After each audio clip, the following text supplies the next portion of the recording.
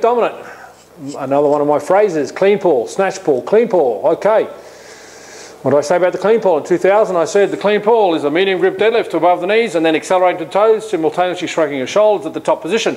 Basically the technique is as per the deadlift except for the more aggressive acceleration in the second pull. The criteria for a load selection in addition to trunk hip scapular technique is the height and speed of the pull on the toes and traps. Avoid any elbow flexion until the last moment, at which time allow the bar to rise if the acceleration has been significant. Oh, look at it, what we've got here. Clean pull. The clean pull is a medium grip deadlift to above the knees and then accelerating to the toes, simultaneously shrugging your shoulders, etc., etc. 100% verbatim. Author claim copyright. Deadlift, bent knee two-leg deadlift. Described it in 99, described it again 2000.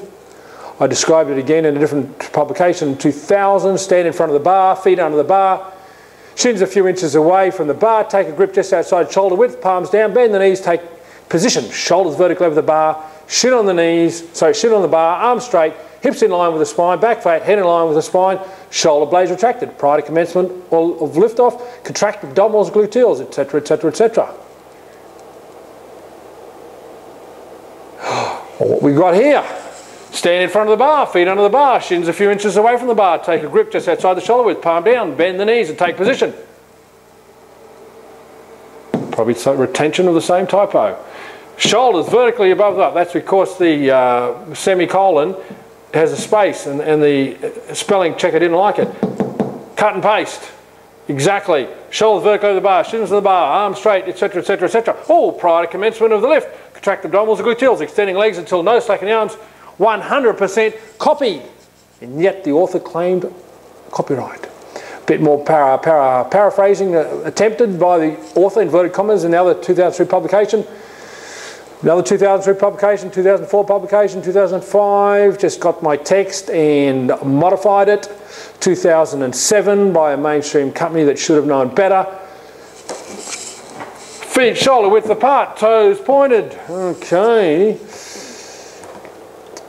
Built this, even more paraphrased, but built off my description. 2009, another mainstream company that should have known better. Okay, this is comparing the layout of my deadlift in 2002 Get Buffed with a certain mainstream publication from 2006. And just as in the squat, the layout is very, very coincidentally similar. Now we know where the text came from, but we're also talking about the layout, the start position, the setup, get set, etc., etc. Okay, let's move on. We could spend a lot of time talking about this. So good morning, 1999, I spoke about it. I called it the Romanian deadlift in that, but the wording was the same. 99, I wrote about the good morning. 99, wrote about the good morning again. 2000, wrote about it. With the bar on your back, take a shoulder width stance and slightly bend the knees. And the angle is now not to change through the lift. Flex or lower forward from the waist, keep your chest up and hips spine flat aligned. That is, i.e. aligned. Only flex forward as you can. Uppercase prior to any rounding of the spine or posterior rotation of the hip. For most, this will not be very far. You can also accentuate the hamstrings, etc., etc., etc. I wrote about it many times, 2002, etc., etc. Oops, what have we got here? With the bar on your back, take a shoulder width stance and slightly bend the knees. Knee angle is now not to change during the lift. Flex the lower forward from the waist, keeping your chest up and hips forward / spine flat. That is aligned.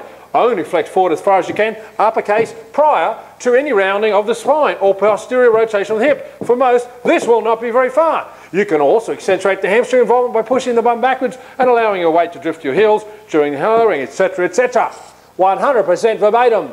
And again in 2004, 100% verbatim. And again in 2005, 100% verbatim.